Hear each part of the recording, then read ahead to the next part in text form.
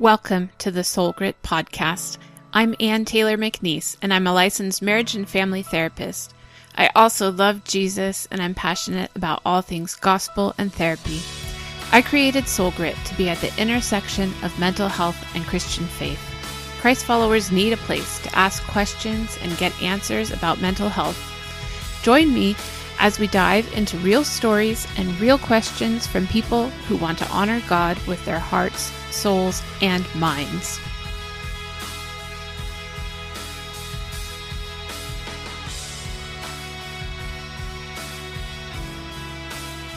Hey everybody, welcome back to the Soul Grit podcast. This is Ann. And this is Jess.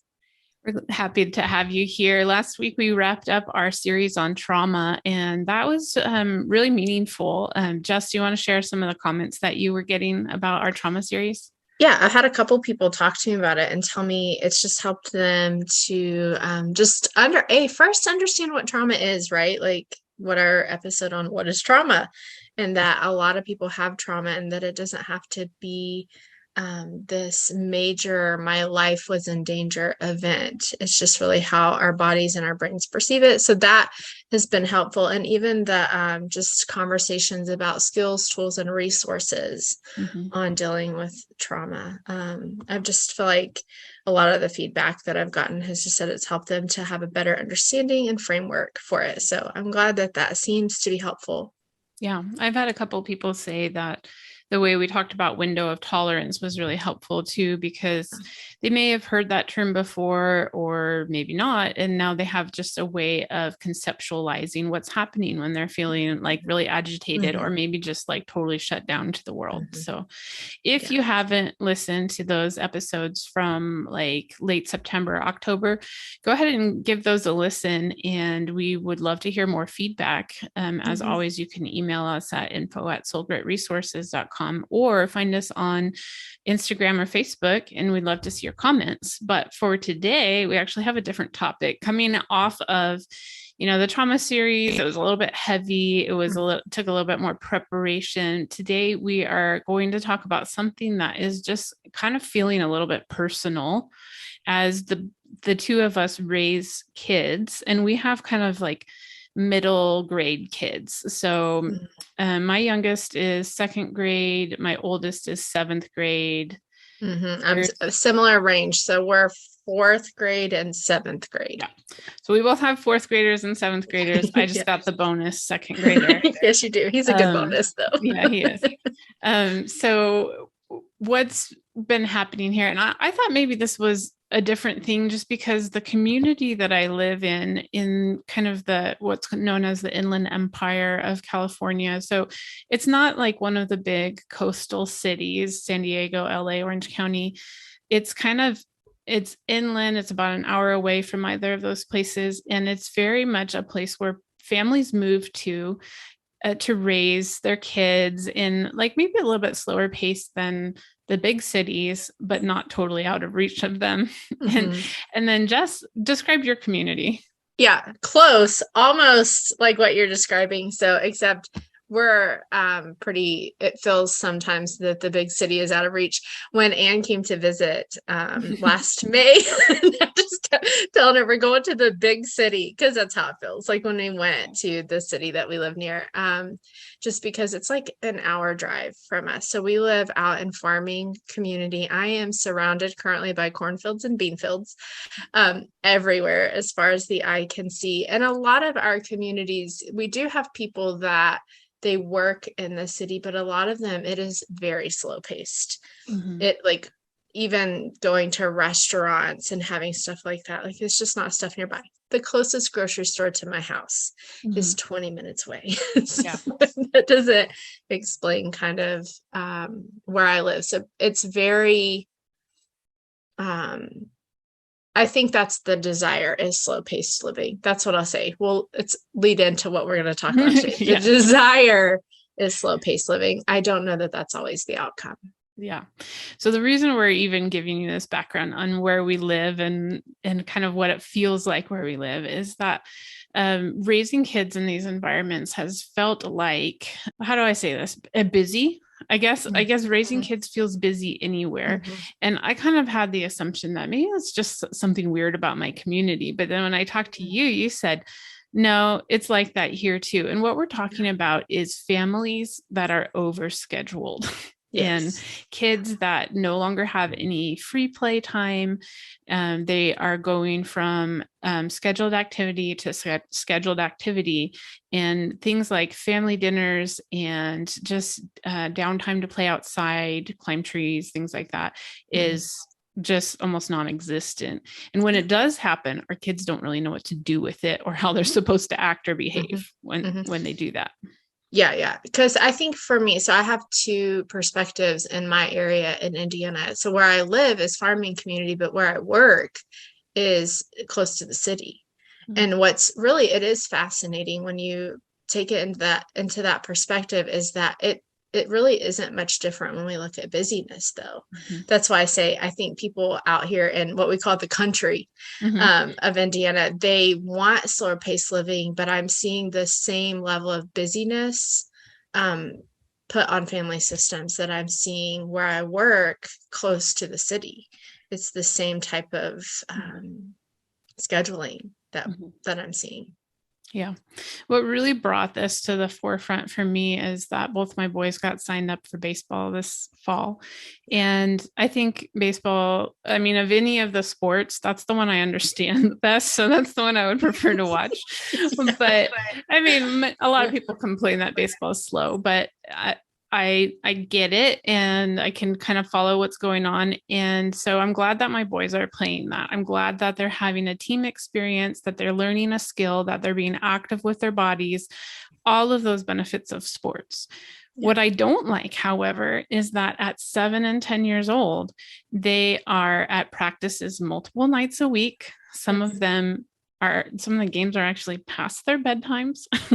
And then on Saturdays, as a family, we are at the field all day long to be able to do both of these boys' games and all the other activities that go along with being on a team. And this feels really oppressive to me. And I know I'm just a bad sports mom, I think. That's not where I want to be with my time.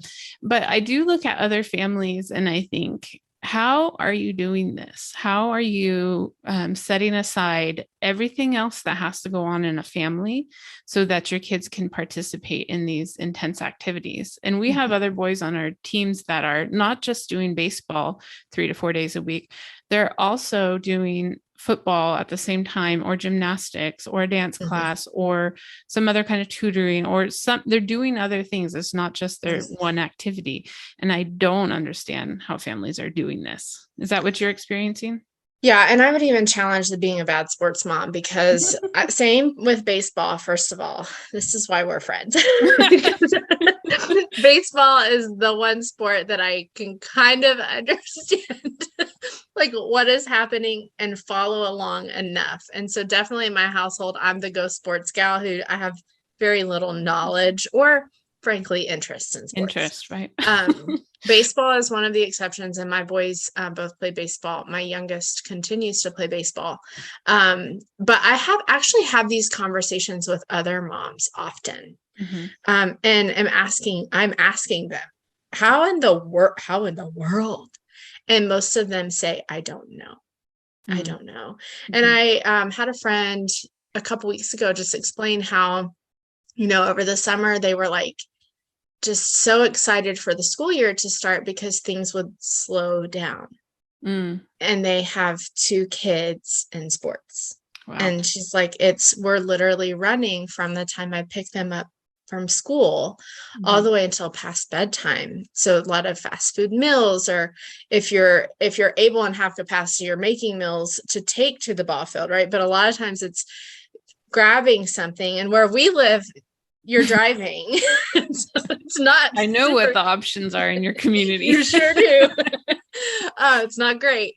And so I think that like even moms who are doing that sometimes wonder, how are we doing that? And it's almost like I just see people going into survival mode. They're just like almost autopilot of just getting through. But I'm seeing that same trend man, in most families that are, especially ones that are involved in sports. I don't think it's always sports, but I think that's the one that's near and dear to our hearts because it's our experience. Mm-hmm. Mm-hmm. And I may have mentioned at some point last year that I also had my daughter also did drumline last year, which her team was highly competitive and kind of intense for a 6th grader at that time. And yet it didn't feel as burdensome to the family. I think maybe because she's a little bit older, the practices were longer and I could drop her off and I could still go home. I don't feel comfortable with just dropping a 7-year-old out of ball field and going, Yeah. And then we only had a very short season of competitions. So there were a handful of weekends that were filled up with that. And then the rest of the year, we didn't have anything else going on. And so even though it was very intense, it was easier for me to manage, but also maybe because I like music better than sports. So I'll give you that.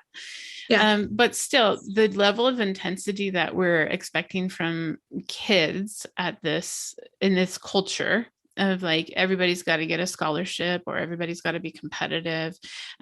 That in itself doesn't feel healthy to me. But Jess, what could you just speculate that some of the mental health risks we're taking with having these kind of overscheduled families? I can speak from professional experience and personal experience here. I do. A lot of my, I work with teen clients, and the ones that they're scheduled like this, when I ask them, so like, when are you resting? What are you doing for fun? And I get a blank stare.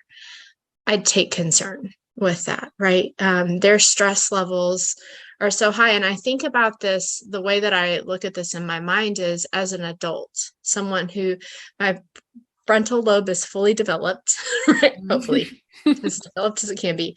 That I have, and I've done a lot of work on being able to cope and being able to manage my stress. And if I were to be going from, most of them are starting their days, specifically kids, I'll talk about the stress on the family too, but specifically with kids, are starting their days at 7 a.m. sometimes, right?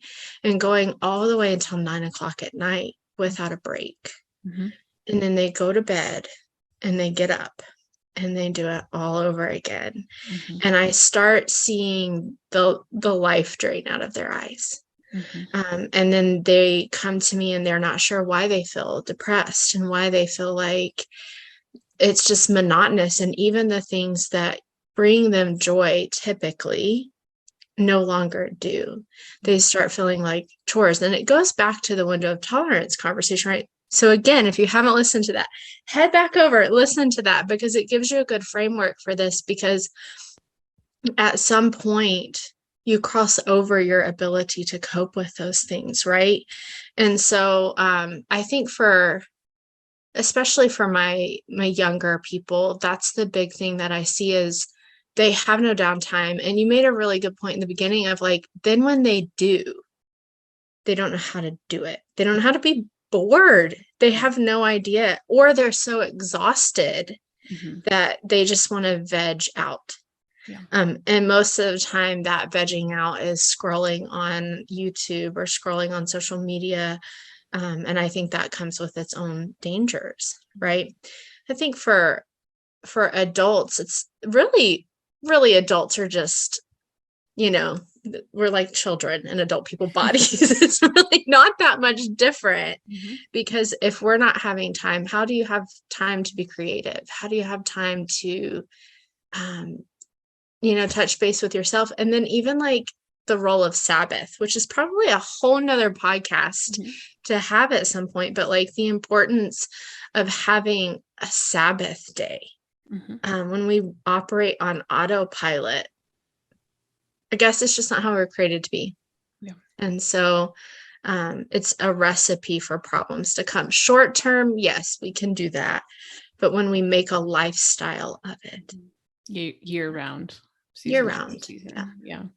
I think of it as almost a form of avoidance. And we see all these really good opportunities, like have your kids do these good things.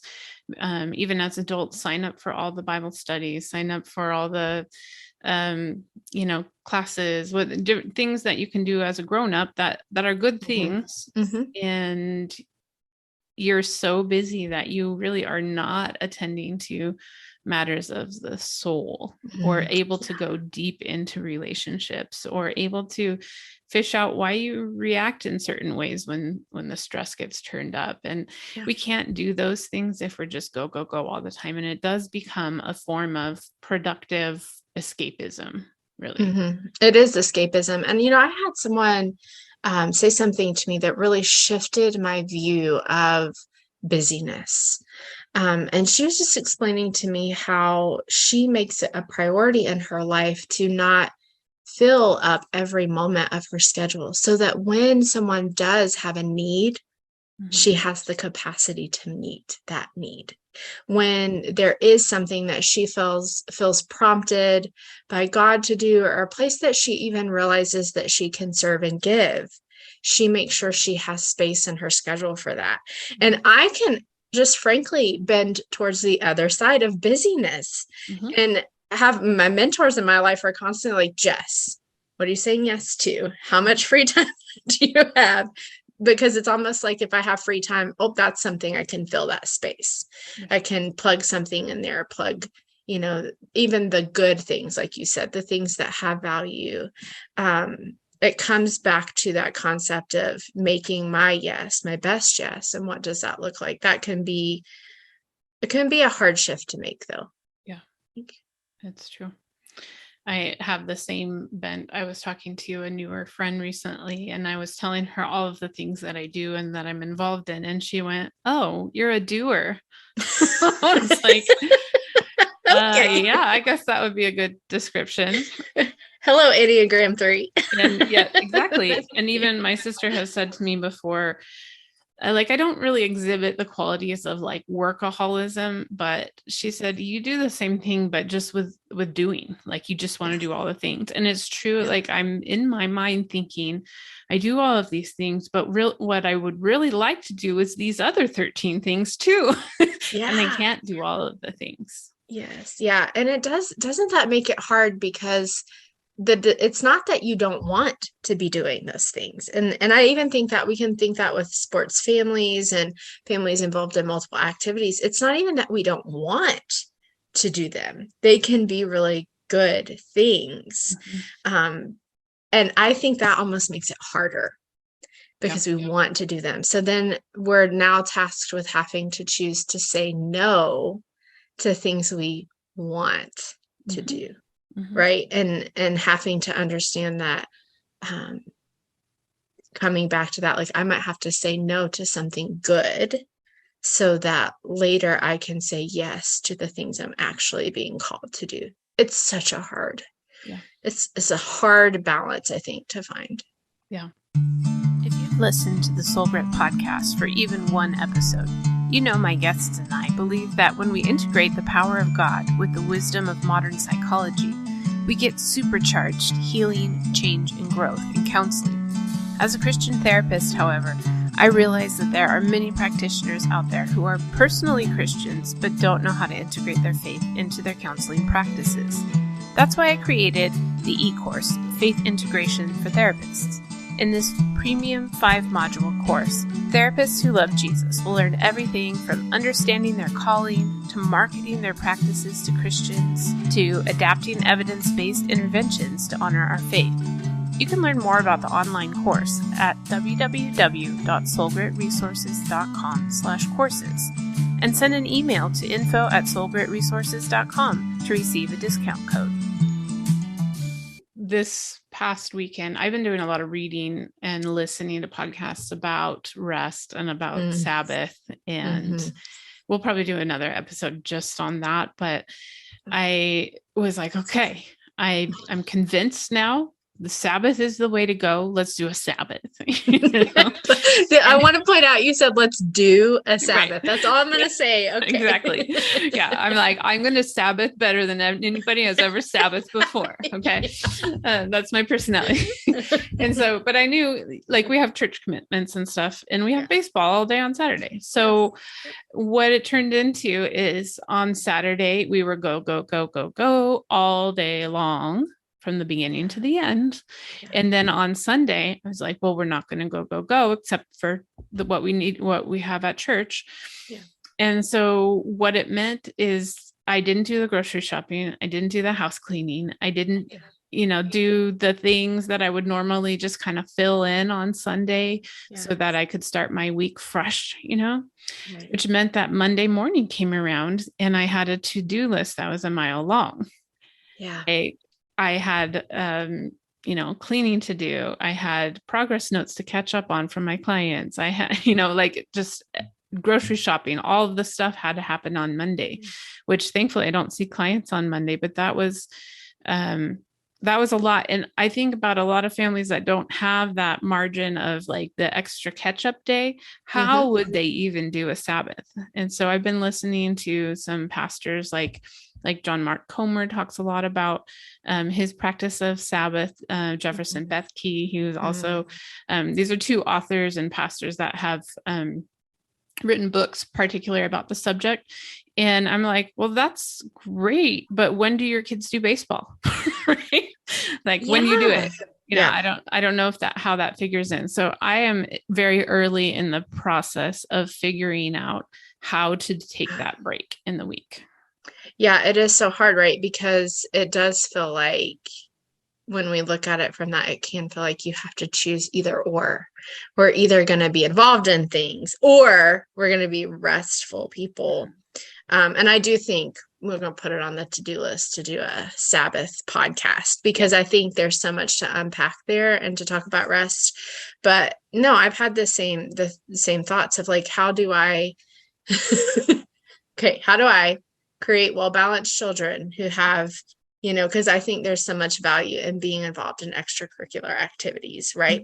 While still upholding all of the things I do professionally, personally, in ministry, all of that, while also upholding social lives, eating healthy, going to the grocery store. Like, how do you do all that? I had a friend, she posted a post on Facebook and she's like, she's in her early 20s. How do you guys do this? And I was like, I don't think you do. I don't think you do all of them.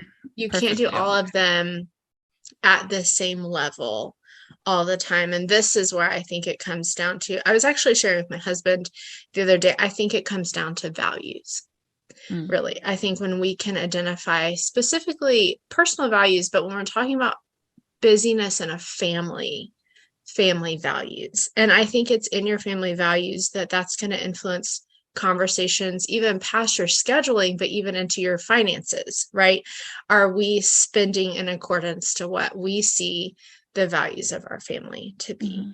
Are we spending time based on how our family values are? Because I'm actually seeing contention occurring in families because of busyness, because of this, they're being pulled in many, many directions and feeling like they can't spend enough time together.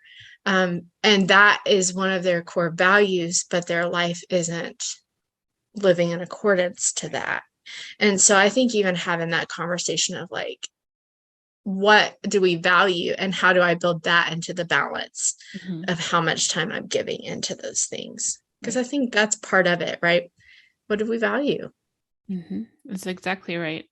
So just to kind of lead people into this conversation here, we're talking about a couple of different things. We're talking about child-centric families, which is kind of its own thing. We're talking about overscheduling and busyness, which is another topic. And then we're talking about rest and Sabbath, which deserves its own time. So I think what we'll do for the next few weeks, we'll dive into these topics. And I think whether you are in the stage of, being up in the night with newborns, or you're in the stage of pre-kids, like having a busy career, trying to manage social life and all of that, or you're raising teenagers and they need to be picked up at 11 p.m. from something, like wherever you're at, or maybe your kids are out of the house and you're figuring out like, what is life and scheduling look like now that nobody needs me to pick them up.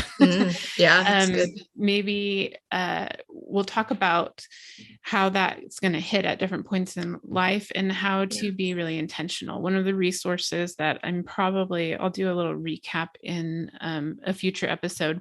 There's a book called The Intentional Family by William Doherty, who was a professor and a therapist out of the University of Minnesota. And he wrote this book that I just thought was like every family needs to read it, The Intentional Family.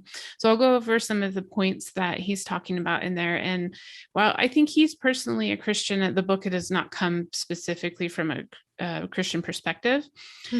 So it's regardless of whether you're trying to honor God with a Sabbath, there's still some choices you need to make to have a successful family. So we'll go over a few of those things. So make sure you're tuning in over the next few weeks as Jess and I unpack that.